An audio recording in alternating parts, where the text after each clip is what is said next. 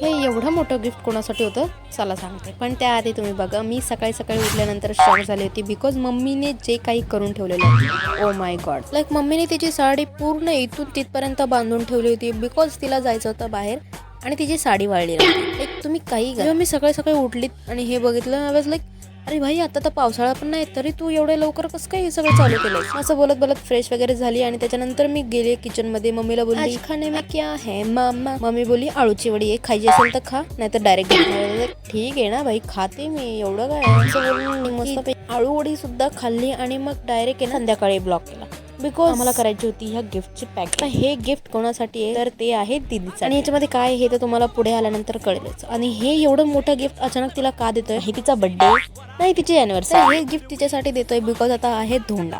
हा धोंड्याचा धोंडा काय असतं काय नसतं हे जर तुम्हाला माहिती नसेल तर तुम्हाला नेक्स्ट व्लॉग मध्ये ते कळणारच आहे. सो डोंट वरी. खूप प्रयत्नांनी आणि खूप कष्ट करून आम्ही हे सगळं पॅक केलं आणि एका साईडला ठेवलं. याच्यामध्ये काय नाही ते तुम्हाला नेक्स्ट व्लॉग मध्ये समजणारच आहे.